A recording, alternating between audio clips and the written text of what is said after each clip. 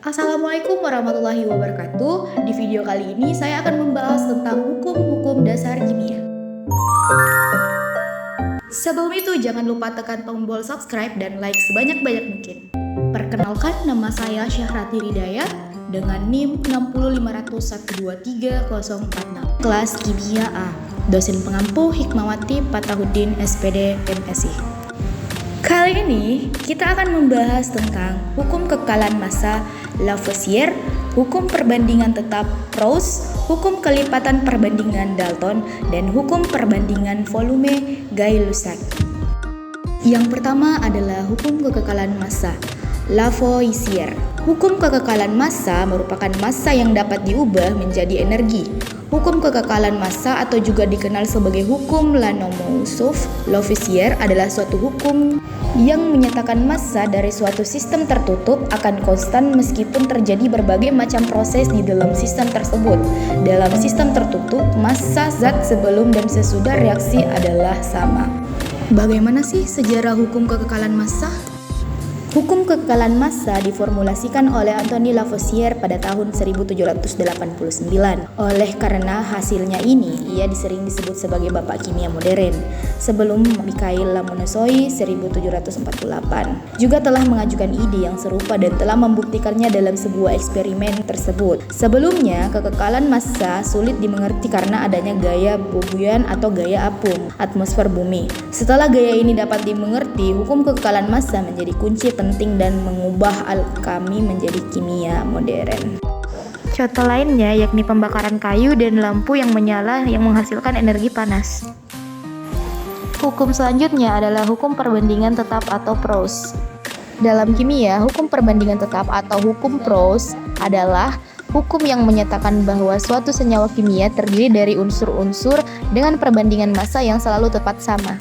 Dengan kata lain, setiap sampel suatu senyawa memiliki komposisi unsur-unsur yang tetap. Misalnya air yang terdiri dari 8/9 massa oksigen dan 1/9 massa hidrogen.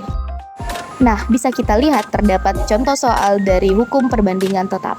Di sini dijelaskan sama seperti halnya 9 gram air terurai akan diperoleh 1 gram hidrogen dan 8 gram oksigen. Lalu kemudian jika 18 gram air dipisahkan akan menghasilkan 2 gram hidrogen dan 16 gram oksigen. Demikian juga 2 gram hidrogen dicampur dengan 8 gram oksigen.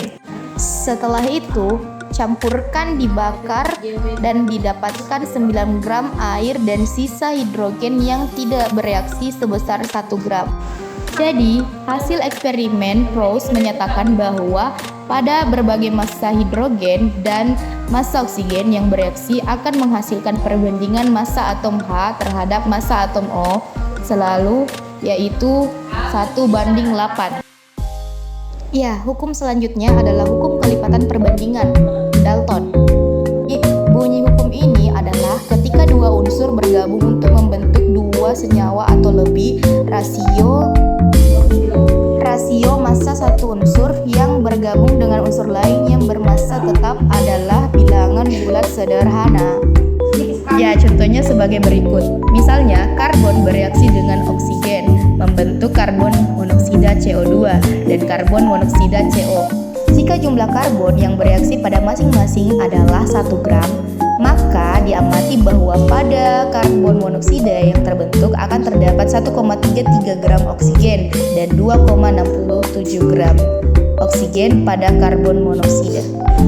Ya, hukum terakhir yaitu hukum perbandingan volume Gay-Lussac. Hukum perbandingan volume atau hukum Gay-Lussac adalah sebuah hukum kimia yang menyatakan bahwa sejumlah gas yang direaksikan dengan volume konstan atau tetap akan berbanding lurus dengan nilai suhunya. Saat suhu gas dalam sebuah wadah yang baku dinaikkan, maka tekanan dari gas tersebut akan ikut meningkat. Meningkatnya energi kinetik dalam wadah tersebut mengakibatkan molekul-molekul gas bertabrakan dengan dinding wadah yang memiliki gaya yang lebih kuat. Kondisi tersebut menyebabkan tekanan yang lebih besar lagi. Berikut adalah rumusnya. Koefisien gas A dibagi koefisien gas B sama dengan volume gas A dibagi dengan volume gas B. Ya, itulah tadi pembahasan tentang hukum-hukum dasar kimia. Sekian, terima kasih. Wassalamualaikum warahmatullahi wabarakatuh. Ya, itulah tadi pembahasan tentang hukum-hukum dasar kimia. Sekian, terima kasih. Wassalamualaikum warahmatullahi wabarakatuh.